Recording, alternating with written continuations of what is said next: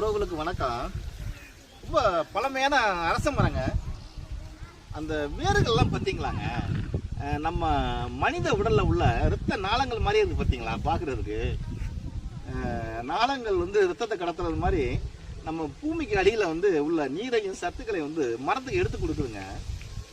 பெருசாகவே உங்களுக்கு வந்து வேர் வெளியே தெரிய வாய்ப்பில்லை.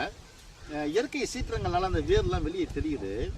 இந்த வேரோட அமைப்பை பாருங்கள், அந்த மரத்தை எவ்வளோ வந்து பாதுகாப்பாக அப்படியே நங்கூரம் போட்ட மாதிரி பிடிச்சி நிற்கிது பார்த்தீங்களா. அந்த வேர் பார்க்குறதுக்கே ரொம்ப அழகாக இருக்குங்க. பாருங்கள், வேர்களை பாருங்கள்.